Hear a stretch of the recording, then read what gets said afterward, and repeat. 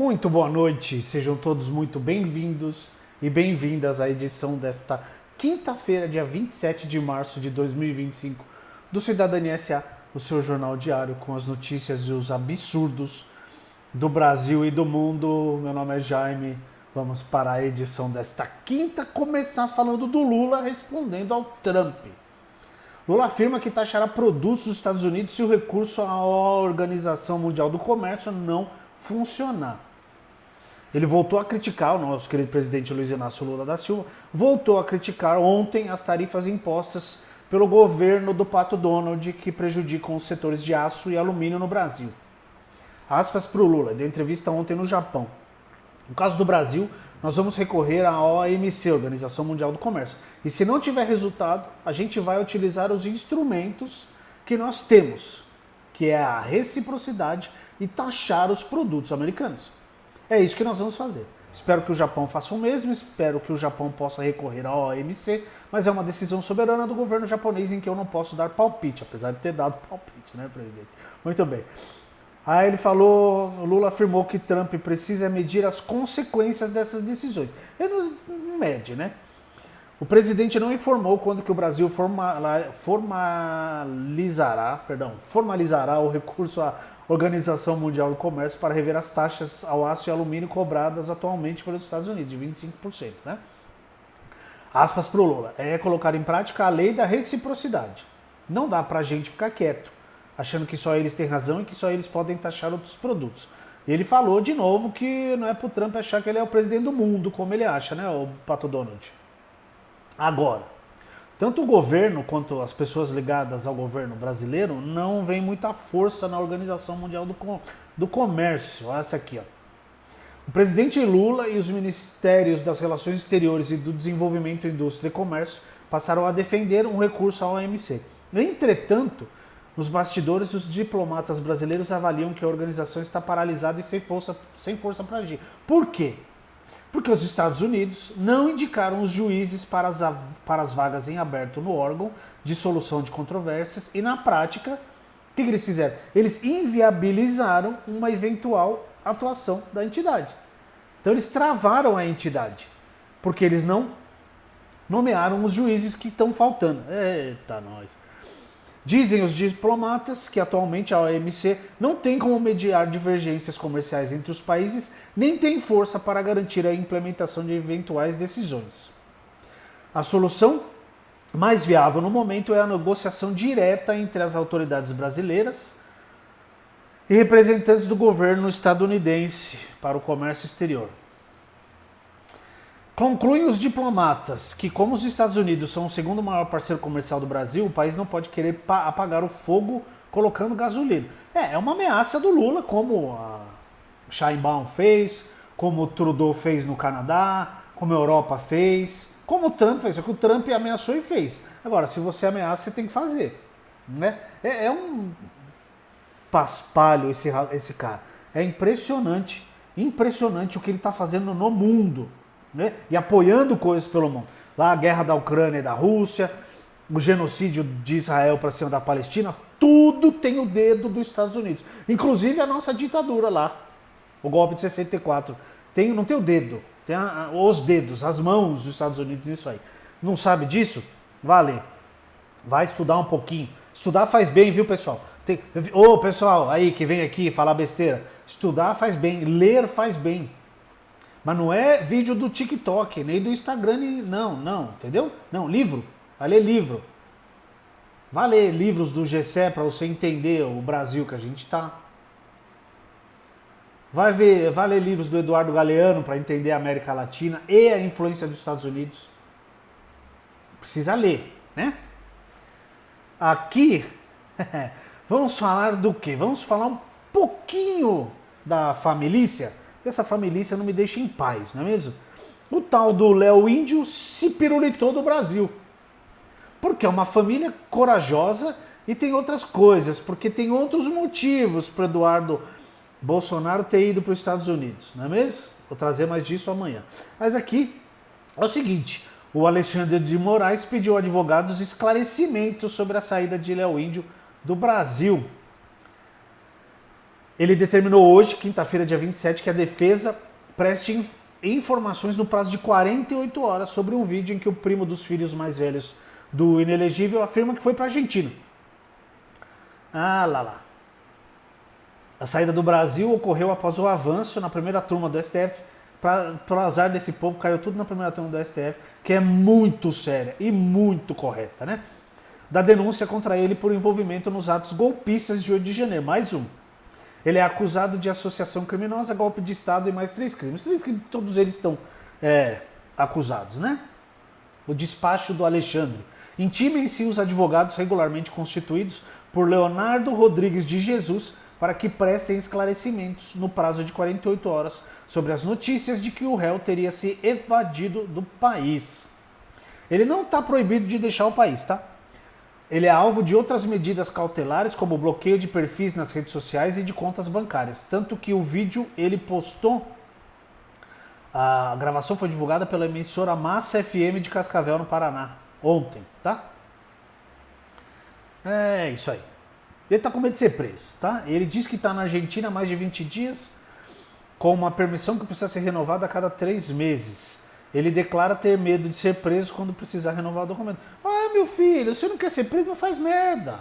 Eu falo isso aqui todo dia, quando a gente comenta dessa galera do 8 de janeiro. Sem falar no povo, muitos desses, principalmente a galera que foi presa porque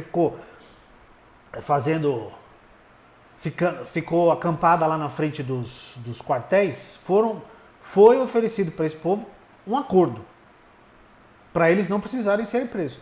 A grande maioria não aceitou o acordo. Então, assim, a loucura que se colocou na cabeça desse povo, na figura execrível do Jair Bolsonaro, é assustador. Porque é aquele caso, você tem a prova aqui do que o Bolsonaro fez, do que ele tramou, do que ele colocou em prática. E as pessoas não acreditam, ainda defendem o cara. Então é um nível de demência, é uma falha cognitiva, é assustador, é assustador.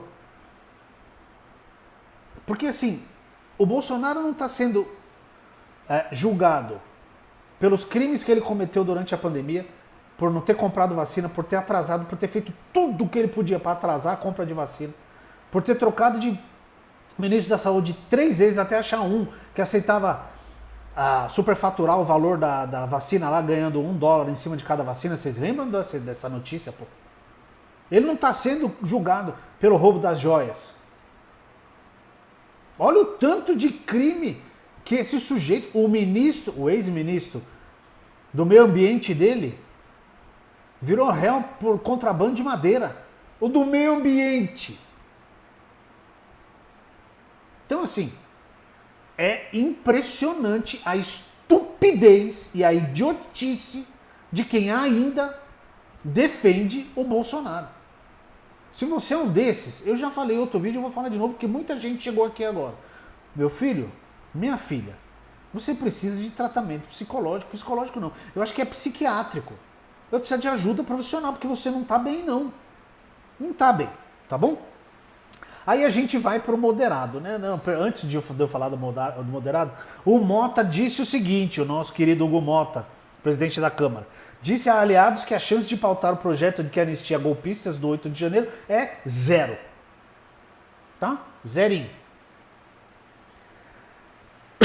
Interlocutores do presidente da Câmara disseram à Globo News hoje, quinta-feira, que no momento, sempre tem que pegar as nuances, né? Que no momento é 0 a chance de o parlamentar pautar no plenário da casa o projeto de anistia, tá?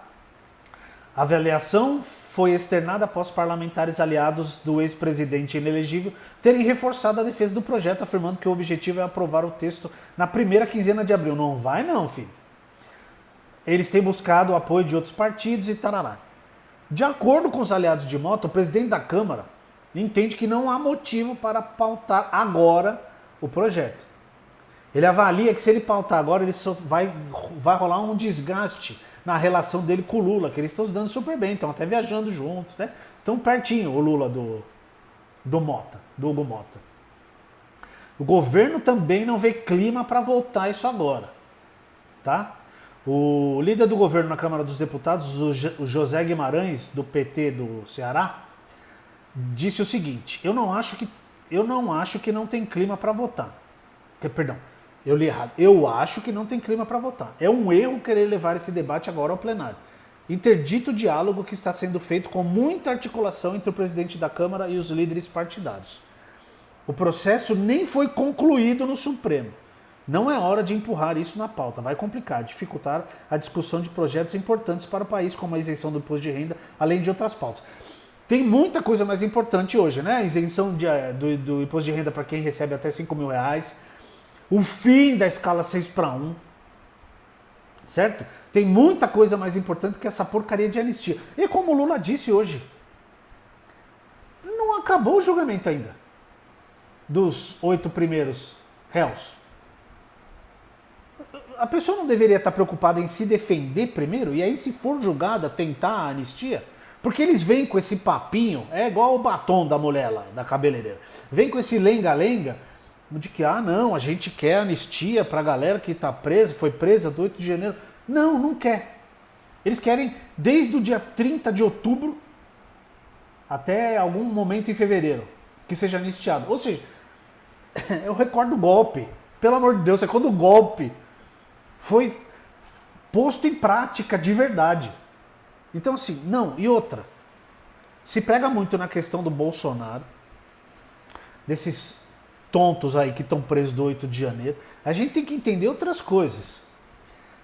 Muita gente foi lá para a Praça dos Três Poderes no 8 de janeiro. Muita gente ficou acampada em frente aos quartéis.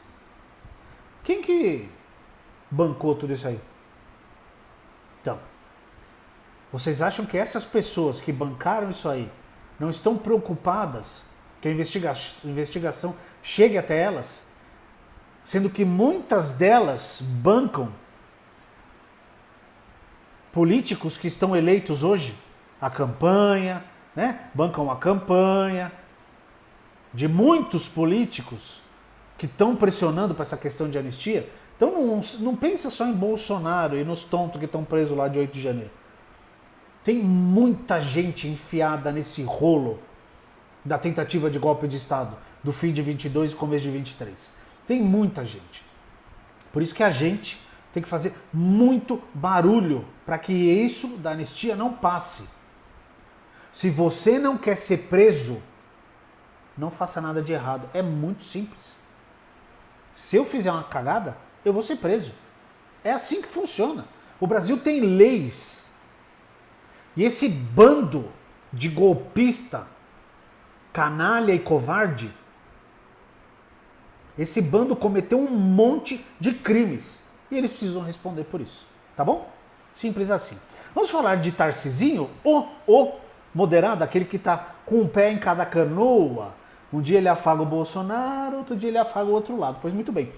Polícia de Tarcísio reprime com violência a manifestação contra a privatização da CPTM. O Zé privatiza, né? O nosso querido Tarcísio. A sede da Secretaria de Transporte de São Paulo foi palco de um protesto contra a privatização das linhas 11 Coral, 12 Safira e 13 Jade da CPTM hoje, quinta-feira, dia 27.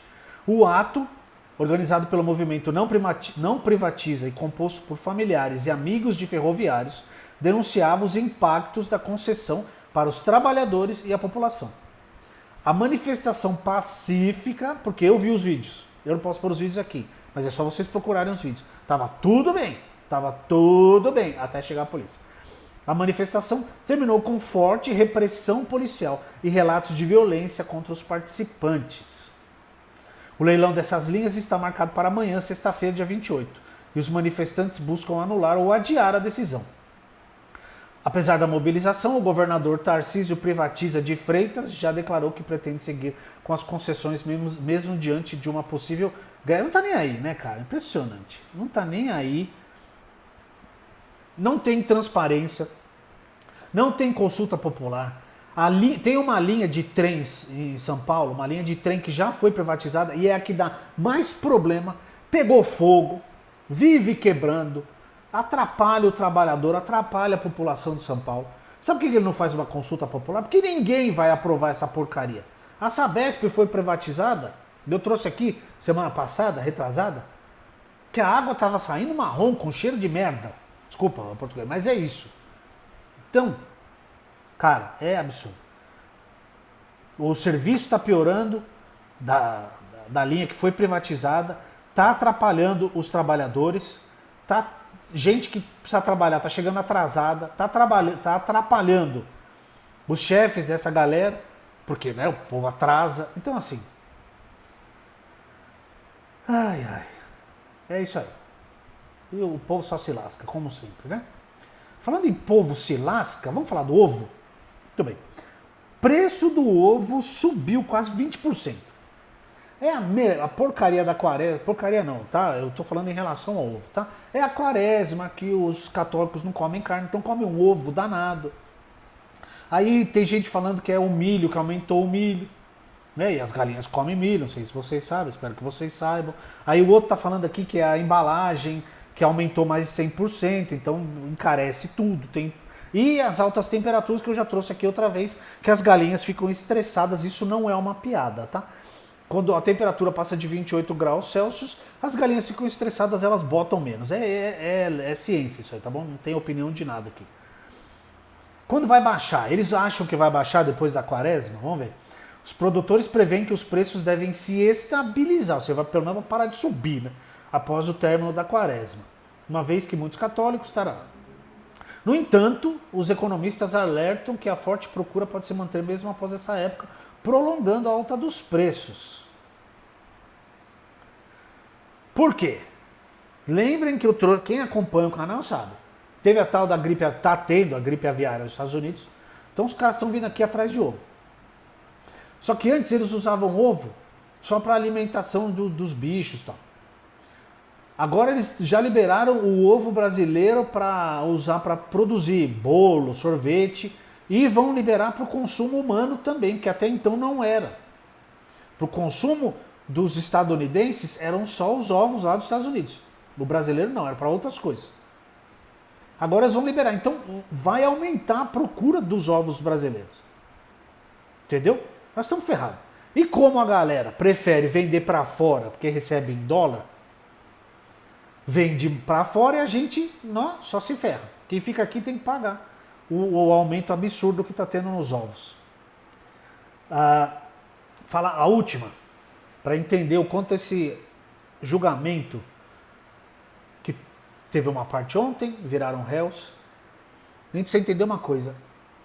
Se os responsáveis pela ditadura militar de 64 tivessem sido punidos exemplarmente pelo Brasil, eles não foram punidos nem exemplarmente, nem sem ser exemplarmente, certo? Eles não foram punidos. Eles não foram responsabilizados pelos crimes que eles cometeram. É por isso que a gente tem hoje um Bolsonaro. Porque se você legitima a existência dessas figuras. Porque se você tem lá na escola do exército o cara que sabe que esse general aqui foi responsável por X mortes na ditadura, e não aconteceu nada com ele, tá aqui, tá aposentado, tá ganhando dinheiro até hoje. Lembra o que eu falei já aqui? Os responsáveis pela morte do Rubens Paiva recebem até hoje, os que estão vivos. Os que morreram, os descendentes recebem até hoje. O Brasil gasta mais de 100 mil reais por mês com essa galera, com esses 5, tá? Então assim, se tivesse tido punição, julgamento, uma punição dentro da lei, sempre, tá? Sempre dentro da lei. Gente como Bolsonaro, como esse Léo Índio, como esses malucos que foram lá pro Rio de Janeiro, não se criariam. Porque se você tem algo e você não pune, você passa a informação que, tudo bem, pode fazer, não acontece nada não. Tá tudo bem. Ao passo que, se essa galera que fez agora, porque os de lá já foram, né? Se esse povo que fez agora o que fez, se esse povo for punido, ficar preso, for pra cadeia, você vai passar a imagem e a informação de falar, não faz não, viu? Se fizer, você tá ferrado, você vai preso. Porque esse aqui, ó, tá vendo esse aqui? Era ex-presidente do Brasil, tá preso. Tá vendo esse aqui? General do sei o que lá, tá preso. Entende? É por isso que é muito importante. E a última notícia tem a ver com isso. Filhos e netos de perseguidos pela ditadura pedem anistia coletiva ao Estado.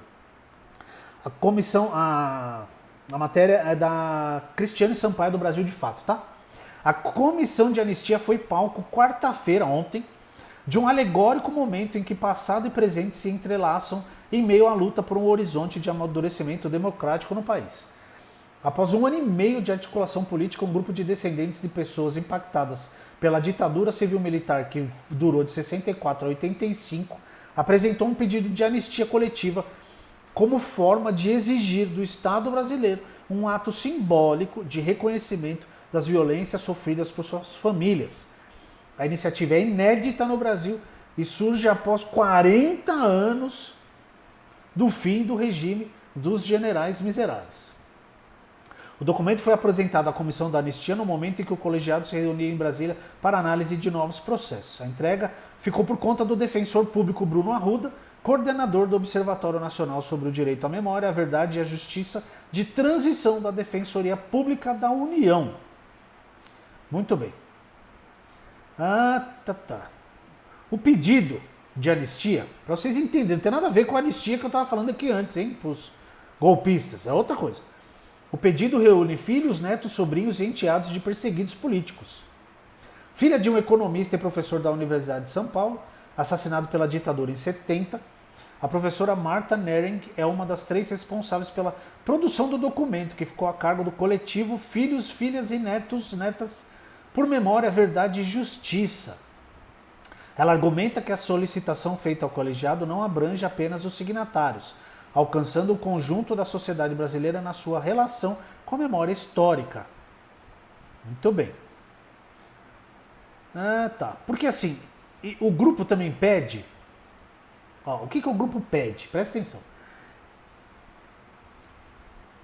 Eles querem, no pedido de anistia, que o Estado brasileiro promova políticas de reparação no campo da memória. Porque assim, não foi só aqui que teve ditadura, tá? Teve na Colômbia, no Chile, na Argentina. Só que você vai para lá, tem museus sobre a ditadura, teve reparação, teve general que foi preso. As pessoas responderam, talvez não todas, mas algumas responderam pelo que elas fizeram durante a ditadura. Aqui não tem um museu sobre a ditadura brasileira. Temos que dar graças que o Marcelo Rubens Paiva resolveu escrever o livro de um momento tão horrível da vida da família dele e que o Walter Salles tenha se interessado por produzir o filme. Porque eu tenho certeza absoluta que o Ainda Estou Aqui colocou em movimento um monte dessas coisas que estão acontecendo para ajudar a dar visibilidade a isso. Então, como eu disse, nos outros países, né, Colômbia, Chile, Argentina, existe uma questão de memória, de reparação, um pedido de desculpas, um admitir que o Estado foi responsável por isso, pessoas responsabilizadas, presas, perdendo seus direitos, tudo isso. Então, é de olho nessa realidade que o grupo pleiteia no pedido de anistia que o Estado brasileiro promova políticas de reparação no campo da memória. A lista inclui museus que documentem a história da ditadura e dos perseguidos, editais voltados ao segmento audiovisual para incentivar produções como o filme Ainda Estou Aqui, políticas de inclusão de debates do tipo nos currículos escolares, entre outros pontos. Não é só falar que houve uma ditadura, e sim falar o que a ditadura fez. Tem que contar para crianças, para os adolescentes, para os jovens, adultos e prover através de lei que seja instituído. Outro pedido nosso é para que os temas dos direitos humanos, da história da ditadura e da violência de Estado entrem na formação dos agentes de segurança pública no país. Quem disse foi a Kênia Maia. Tá? Então é isso. Precisa se falar. Porque eu já ouvi um monte de gente falar: a ditadura não foi tudo isso não. Ou, coisa pior, não teve ditadura no Brasil. Porra, você tá de brincadeira comigo? Como não teve ditadura no Brasil, cara? Não foi tão sério assim. escrotíssimo aí que vai ser preso? Quantas vezes a gente falou, matou pouco, tinha que ter matado mais. O povo que vem aqui defender o Bolsonaro defende um sujeito que quando estava tendo um evento em homenagem a Rubens Paiva, que estava, né, colocando um busto dele lá entre o Senado e a Câmara, ele passou na frente e cuspiu